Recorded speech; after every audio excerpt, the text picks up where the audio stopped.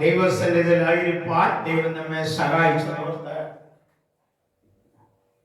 നന്ദിയോടെ സ്തോത്രം ചെയ്യുന്നു. ഇന്ന് പകൽ വളരെ ശക്തിയോടെ ദൈവവചനം നമുക്ക് കേൾക്കുവാൻ കർത്താവെ അവസരങ്ങൾ ഒരുക്കി. കഴിഞ്ഞ 3 പകലും 3 രാത്രിയിലും ദൈവത്തിന്റെ പരിശുദ്ധാത്മാവ് നമ്മോട് സംസാരിച്ചു. 4ാമത്തെ പകലിൽ കടന്നു വന്ന ദൈവമക്കൾക്കായി സ്തോത്രം ചെയ്യുന്നു. എല്ലാവരും കടന്നു വന്ന ആത്മാവിൽ വലിയ വിടുതൽ പ്രാപിപ്പാൻ, വലിയ സന്തോഷം പ്രാപിപ്പാൻ ഇന്ന് പകൽ കർത്താവ് നമ്മെ സഹായിച്ചുകൊണ്ടിരിക്കുന്ന കൃപകൾക്കായി സ്തോത്രം ചെയ്യുന്നു.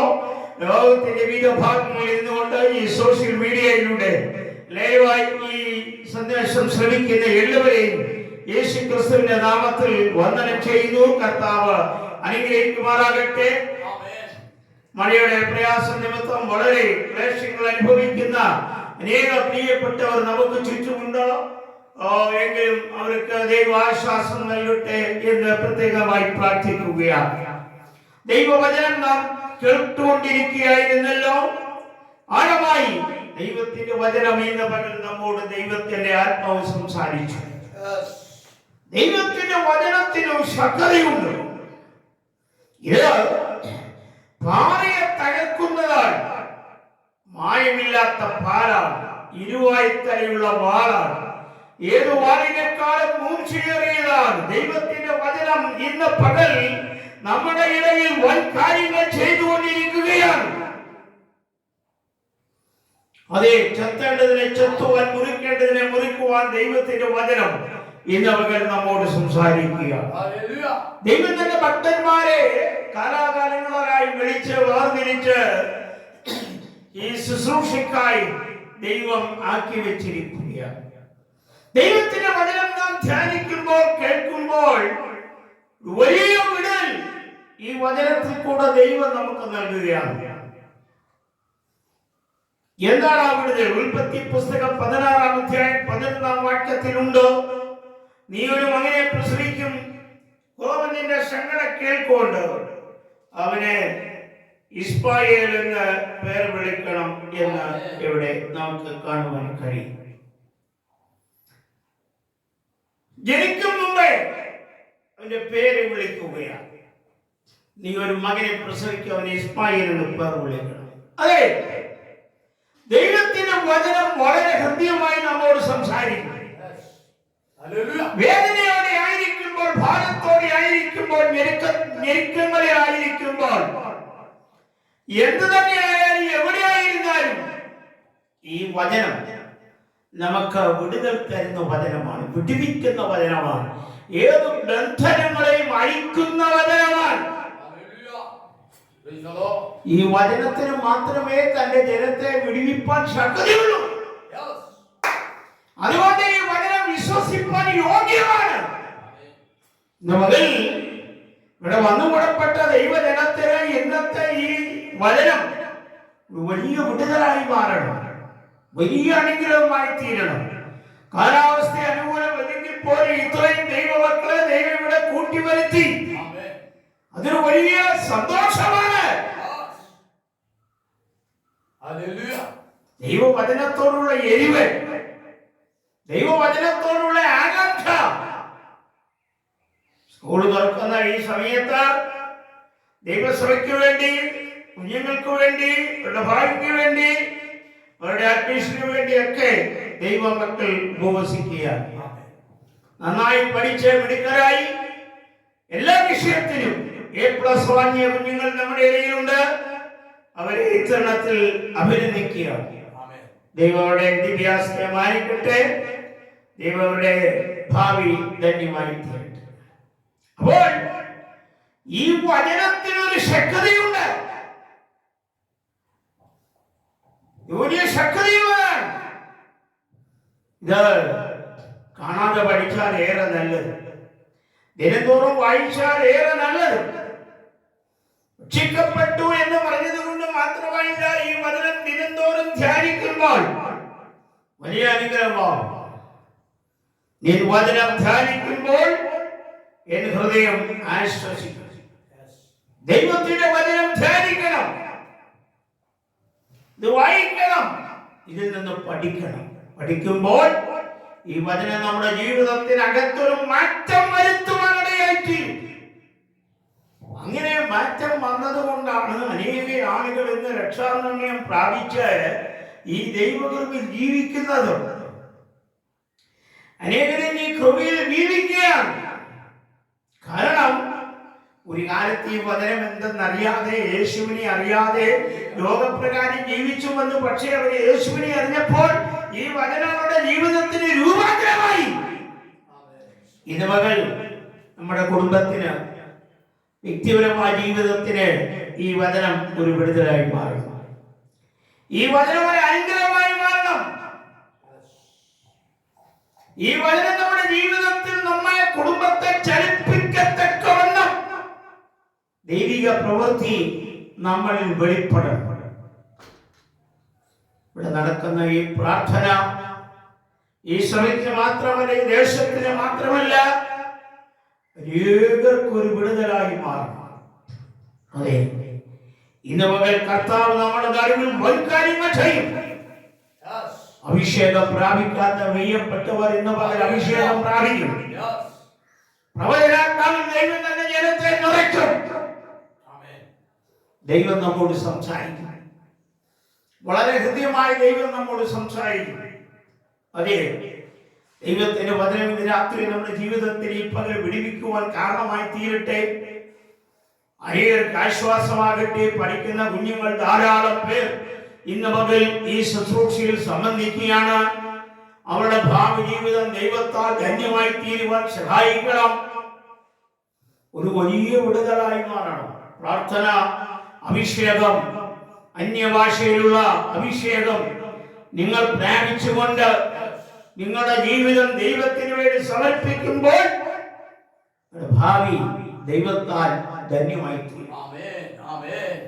ദൈവം നിങ്ങളുടെ ഭാവിയെ വിശാലമാക്കും. നിങ്ങളെ അലട്ടുന്ന പൈശാചിക മണ്ഡലങ്ങൾ യേശു ക്രിസ്തുവിന്റെ നാമത്തിൽ ഇന്ന് മുതൽ വിട്ടുമാറും. ഒരു ദൈവിക വിടുതൽ ഇന്ന് മുതൽ സഭയ്ക്കകത്ത് വെളിപ്പെടുവാൻ പോകുകയാണ്. ദൈവജനത്തിന്റെ നടുവിലൊരു ദൈവിക വിടുതൽ ലഭിക്കുകയാണ്. ആന്തരികമായി ദൈവാത്മാവിന്റെ പ്രവൃത്തി ഇന്ന് മുതൽ നമ്മുടെ നടുവിൽ വെളിപ്പെടുകയാണ്.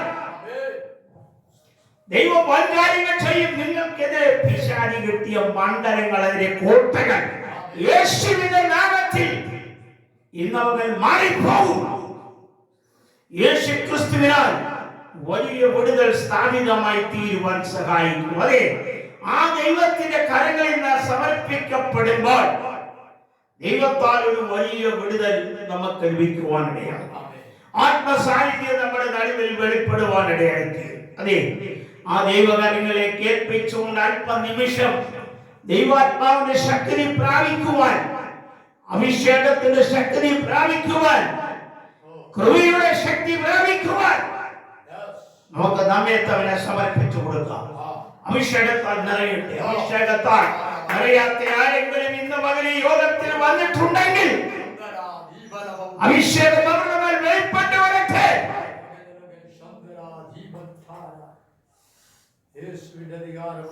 നാമത്തിൽ ഇന്ന് പകൽ ജനം വിടുതൽ പ്രാപിക്കട്ടെ. അന്ധകാരം ഭൂമി വ്യാപരിച്ചിടുമ്പോൾ രാജാക്കൾ ശത്രുക്കളാകുമ്പോൾ അന്ധകാരം ഭൂമി വ്യാപരിച്ചിടുമ്പോൾ രാജാക്കൾ ശത്രുക്കളാകുമ്പോൾ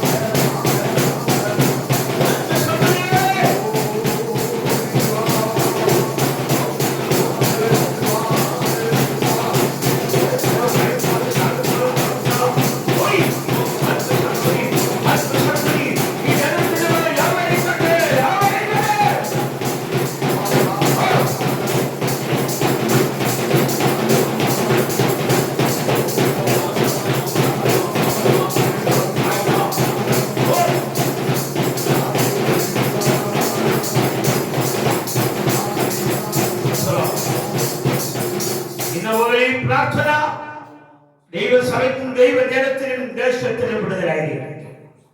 നമ്മുടെ കുഞ്ഞുങ്ങളുടെ വിദ്യാഭ്യാസ കാലഘട്ടം അനുഗ്രഹമായി തീരട്ടെ. ദൈവസഭയ്ക്ക് ഇതൊരു വിശാലമാകട്ടെ. മണിയുടെ പ്രയാസമുണ്ടെങ്കിൽ അതിന്റെ കഷ്ടത്തിൽ കഴിയുന്നവർക്ക് ഈ പ്രാർത്ഥന ഒരു ആശ്വാസമായിരിക്കട്ടെ. ദൈവം തന്റെ വചനത്താൽ ഇന്ന് പകൽ എല്ലാവരെയും അനുഗ്രഹിക്കട്ടെ. നാം എല്ലാവർക്കും കണ്ണുകളടയ്ക്കാം, പ്രാർത്ഥിക്കാം. കർത്താവിന്റെ സന്നിധിയിൽ തന്റെ ദാസനോട് കേൾപ്പിച്ചതായിരിക്കുന്ന തിരുവചനത്തെ കർത്തൃകരങ്ങളിലേക്ക് പൂർണ്ണമായി ഏൽപ്പിച്ച